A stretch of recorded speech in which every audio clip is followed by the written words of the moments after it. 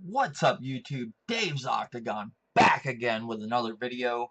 Guys, this is a good story for you. Something I want to talk about. Something that makes a lot of sense with what's going on with the UFC right now with the whole USADA thing. The whole missing weight. Why certain things are going on that never went on before. First, I want to say thank you all that has subscribed to the channel. Much appreciated. Everybody that's came over from my old channel to this channel, much appreciated. Everybody that's new, much appreciated. Expect more videos like this in the near future. This is stuff that I've been wanting to do on the channel other than my EA UFC 3 stuff. Guys, this is just crazy that this happened. It makes a lot of sense. It's, if a lot of you guys followed Vitor Belfort's career, a badass Brazilian Jiu-Jitsu, Muay Thai. I mean, the motherfucker is a lethal weapon. I mean, you've seen some of his fights in the past with Rich Franklin, Dan Henderson, Strike Force. I mean, you've seen him like kick him with that side kick, that left side kick to the head. Terry Martin, that got the flying knee. I mean, the one that he's most, or two fights he's most notorious for is the one especially, well, a lot of controversy around one, especially nowadays, that Michael Bisping brings up a lot about how Vitor Belfort basically kicked him in his head, and that's why his vision is the way it is. It's not funny by any means. It's not. He blames it on him because he thinks, or, accuses him for steroid abuse, which he has been accused in the past. You know, there's been a lot of cases it's happened. He's even got busted in the past for steroids. He has. Not even when he was in the UFC, when he was in other organizations, like Pride. I believe it was Pride where he got busted. But basically, what's going on here? Oh, and also too, he's notorious for the whole thing with Vanderlei Silva, the 44-second knockout. If you've never seen that, there's actually videos done where if you ever played the game Killer Instinct, it goes ultra combo, and you just see him pounding them. And he's known for the fastest hands. The man is, like I said, a lethal weapon. But there's some recent news that popped out, a picture on Instagram. Well, let's first go back to his fight with Machida. He just not too long ago, it was about a month ago, he basically pretty much retired from the UFC after his fight with Machida. This is what he looked like in that fight. This was what he looked like before the fight even started. And before the fight even started, basically went to round two, and that's when you saw the most, not a way you'd want to end your career in fighting. You saw the most vicious knockout. He got fucking left straight kick to the fucking head, and literally decided after that to basically, hang it up. He just put his gloves in the ring and said, "Okay, I had enough."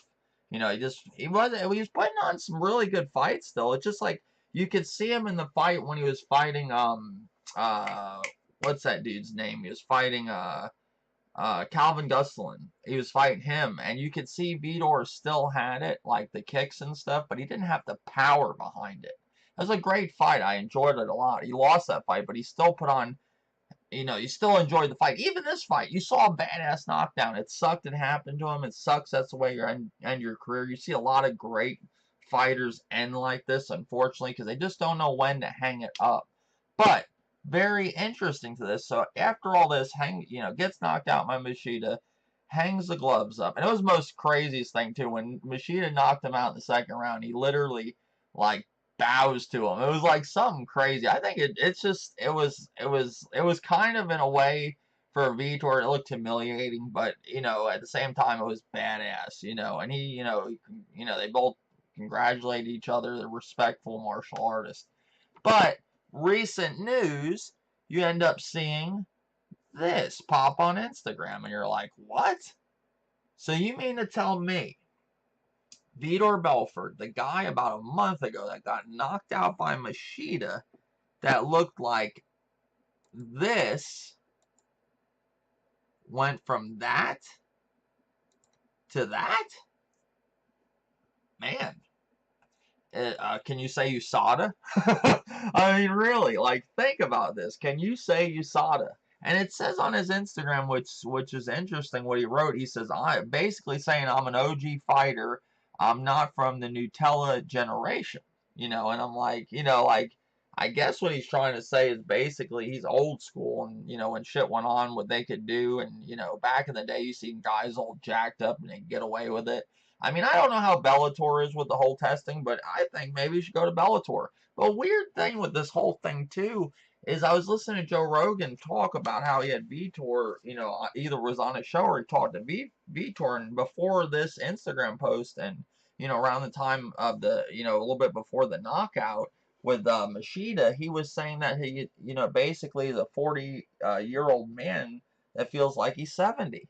He just like his, he's saying that his, testosterone don't produce the same and all that. Just feels bad.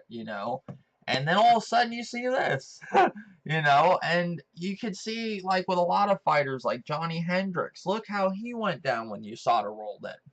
You mean you had a guy that was literally going with George St. Pierre, which a lot of people, with the George St. Pierre and Johnny Hendricks fight, would consider he won that fight, and then all of a sudden he goes on a fucking losing streak. And then he retires the other day. So it's fucking crazy. And if you really look at this, like look at this whole, like look at it close up, look at that, like a big huge difference from that. It's just crazy. And then they have like before and after photos on him online that has been around. Like look at him there back back in the day, jacked up, and then you look at him now, and that ain't even now. That's my bad. This is him now. He changed here. So I mean, I don't know. Like it's crazy. Like it's just it's fucking nuts. But I mean, my thing is like I look at it this way. I talk to my brother a lot about this because he's like he's a big fan of or was a big fan of UFC. He was more a fan of like the Pride days. I like this, I like Pride, but I was more into Strike Force. That's what got me in like really into shit. I love Strike Force. And then UFC, I love UFC. But we talked, and he said, a lot of people, do that stuff, even in other sports, and that's known. I mean, I don't know. What would you guys think? Do you guys think it's right people using performance enhancing drugs, that sharpen their senses, give them quicker reaction times? I mean, it help. I don't care what anybody says. If you see how the weight cuts are going now, how people are missing weight all the time, and with those type of drugs, you can cut weight fast. And I think, I'm not saying that's for sure the problem, but it's a little fishy if you ask me. It's a little fishy. All these guys are having problems missing weight, and around you look back then before you saw it, a lot of that shit didn't even go on. You know, I mean, but like I talk to my brother, like, would you rather see guys that are allowed to do this stuff and be in their own organization, or do you think they should be mixed with these guys that don't do them? Like, because Michael Bisping, he like really hates Vitor Belfort because they were trying to get him to fight him, for, like, have them both do a retirement fight. He's like, fuck that guy. That guy messed my eye up. You know what I'm saying? Like, and it's funny, look at things like Michael Bisping, like when USADA rolled in, look how much better he did people like him that I don't think did steroids, like the Diaz brothers. I don't think they did steroids. Like people started doing like Nate Diaz, people started doing really good, and rising to be bigger stars, like I said, like Michael Bisping, Nate Diaz. Like you see guys that are just that used to, like Nate Diaz was always big, but I'm saying like people like Michael Bisping, like winning fights, doing good, and then you see all of a sudden see other guys that were doing really good, not doing so good, and there's a list of them, like Anderson Silva, here Vitor Belfort, Johnny Hendricks I mentioned. I mean the list goes on, and it doesn't necessarily mean like guys have to be jacked like to be doing steroids. Steroids help, like freaking Anderson Silva was busted for him, and he don't look like a guy that does steroids. You know what I'm saying? John Jones, like he's not like jacked. He's just like lanky and tall, and like he's got a build to him. But it's like these people are getting busted for steroids. And even the whole thing with Brock Lesnar. And like even Dana White said, like everybody wants Brock Lesnar to come back. It would be 6 months of you testing with USADA before you'd even see Brock Lesnar. But like, what do you guys think of this? My thing is, I think if the, guys wanted to do this stuff to make a division just for that, or make a whole other thing just for that. I don't really think it's fair, going in against a guy that is using, performance enhancing drugs versus a guy that isn't. I really don't. It's cheating. I'm sorry. That's my take on it.